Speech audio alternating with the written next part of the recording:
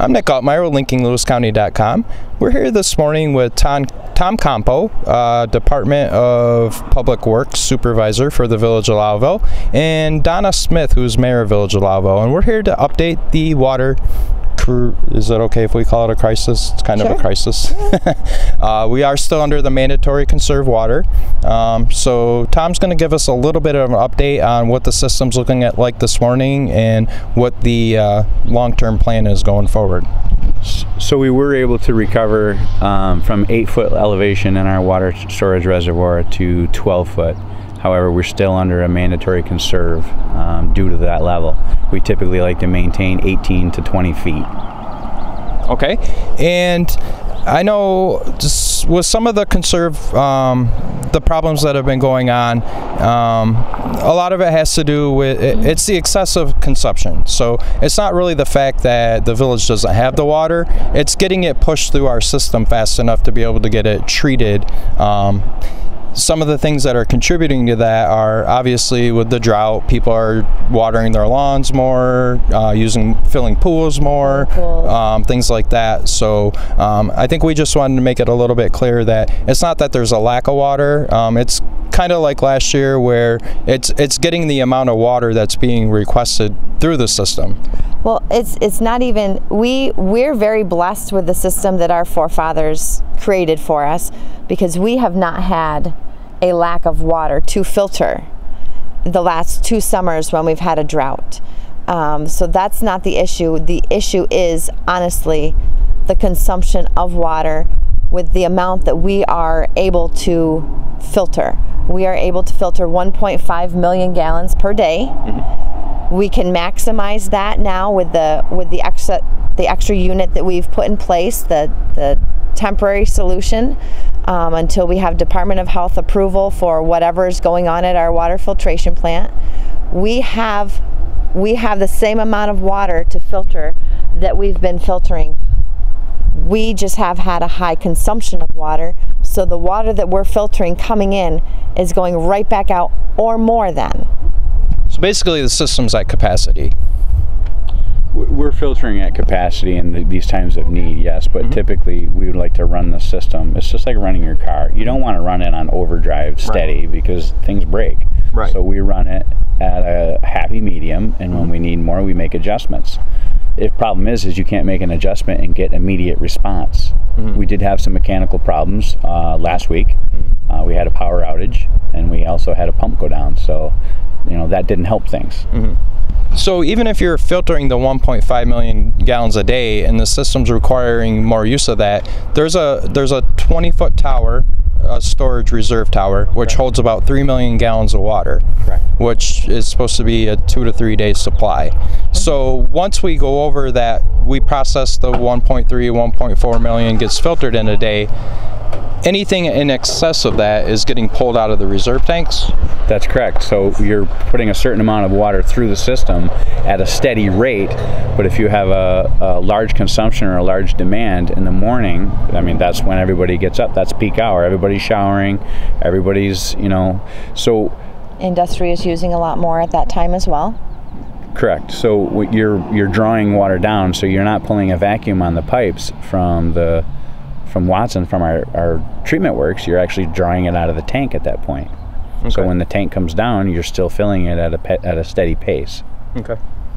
And with the mandatory conserve water order in place, and is that just a residential order, or does that include commercial users of the system? Are you asking them to implement measures as well, or how does that work? Absolutely. It's anyone who gets water from our system.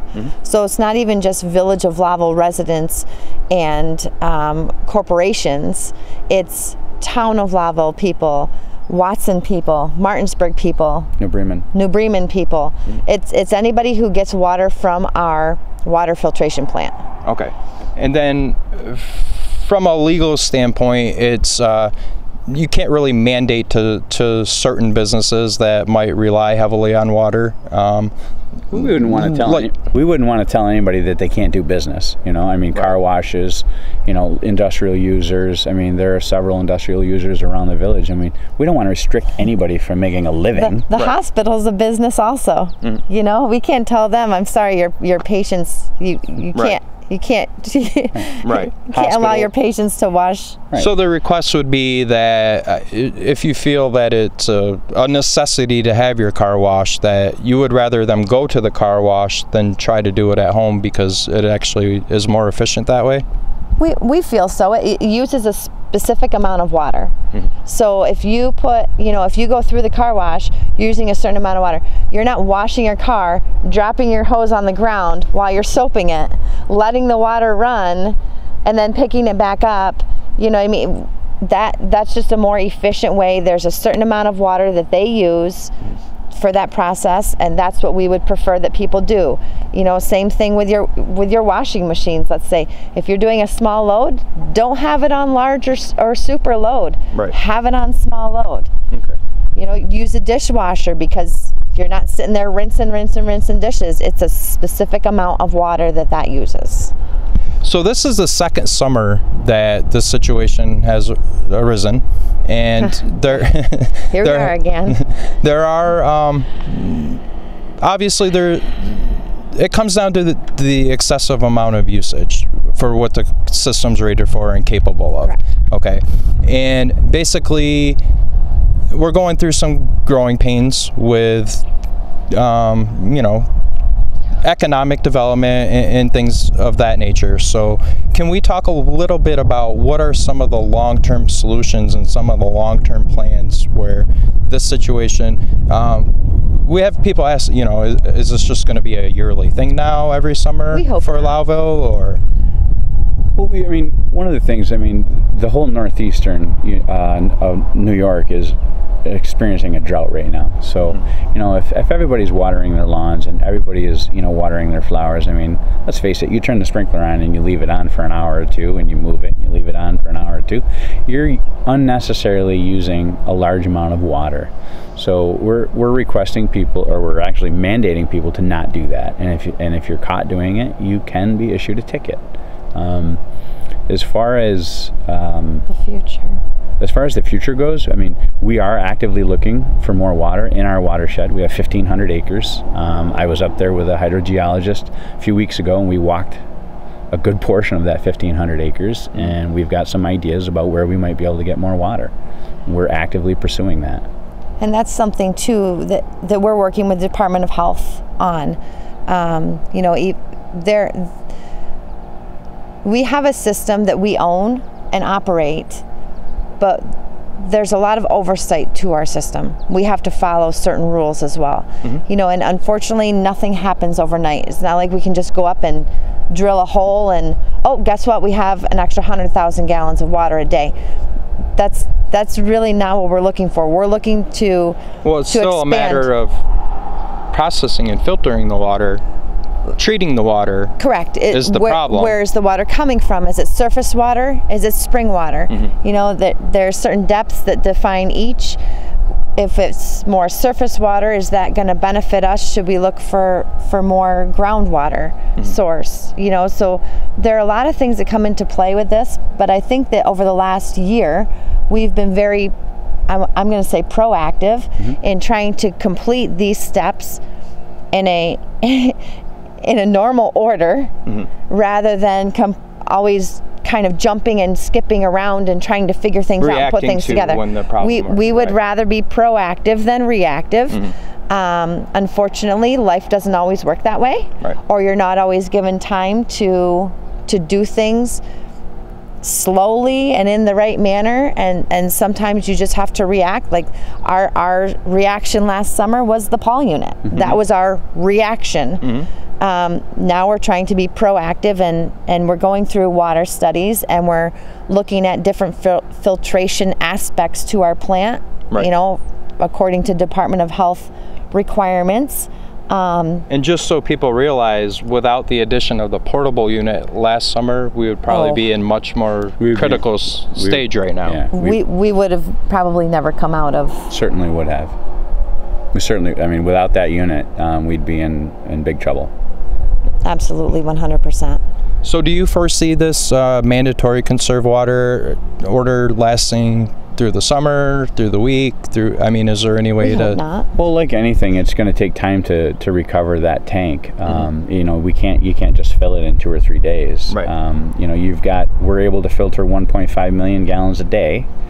And if the system's using that much, none of it's going back into the tank. None of it's going to reserves, right? There's no excess. Right. So we're using 1.5, we're filtering 1.5. Right. We didn't put any water in the tank that day. Right.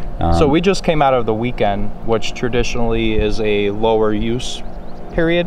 Yes, so we were able to put 4 more feet into our tank from a level of 8 to 12. So that's about 600,000 gallons. But now getting into Monday, we could use the whole 1.5 million today and not put anything in the tank. No, if we use 1.5 million today, the idea is that we're also filtering that much. So, you know, we're putting 1.5 into the system and we're putting 1.5 back out. So the goal would be to maintain, the goal would be to get the obviously tank back to 20 our feet. current goal is to gain right in the tank, gain reserves. Right. But if we were to use 1.5 million gallons today, and over the 24-hour period, because it's not going to be immediate recovery, that we would maintain that 12 feet tomorrow morning if 1.5 is used today. Right. However, we're really hoping that 1.5 million gallons is not used today. Right. So that gets us into some of the tips that people can do. We already talked about washing cars, watering lawns, limiting laundry, other suggestions? Don't flush the toilet every time you go to the bathroom. Yeah. Don't leave the water running while you're brushing your teeth. Don't take a shower every day. Use a washcloth. I'm sorry. You know, we're so used to having this natural resource at our fingertips, where there are, you know, unfortunately, this is everyone experiencing a little bit of the growing pains with economic growth and development in our area. We've obviously, I'm going to say behind the scenes, had a lot of questions or concerns or things that we've needed to work through over the last 3 years. This, not that it's not important or not that it's not a crucial moment, but in the long run and the huge scheme of things, this is just another drop in the bucket that we can say, well, we've had this issue, we've figured it out, we've gotten through it, and we've fixed the problem. You know, so at least that's my take on it. Agree. You know, there are many things that we've had to jump through different hoops for different reasons, but we still support economic growth and development in Lowville. So, you know, if everyone can just conserve for a week or two, we're hoping that, obviously, Fair Week is coming up, that we go off without a hitch. We feel we'll have enough water for everyone if everyone on the system works a little bit. Yeah, saves a little bit, and it all adds up. Every little bit counts. And with it being a mandatory conserve water level still, you are subject to a fine if you're caught. You're subject to ticketing. Wasting water. Yeah, you're subject to ticketing and possible fine. Okay. Yeah. Do you know if any citations have been issued, or have to check with the police? Yeah, you would have to check with the police on that. I believe maybe a few, but I'm not really sure on that. I don't know for a fact. I've heard rumors. But you know, and maybe they're not giving people specific tickets, but saying, hey, this is the deal. If we see you again, this is, you know, this is what is going to happen. But you know what? If everybody just plays along, we don't have to worry about it. Yep. I would like to stress too that, you know, the public will see the DPW out and they will see us watering flowers and they will see us, you know, doing sewer cleaning and things of that nature. I want to make sure everyone understands that we are traveling to the Beaches Bridge and we are pumping that water out of the river. We too are conserving water. That's a good point, because we have had some people ask about that too, or they'll see. Yeah. And we did the same thing last summer. All of the water that was, and all of the water. Portable tanks on the back of your trucks. Right. They go down, they fill them up out of the river and bring it into the village and water what we need to water.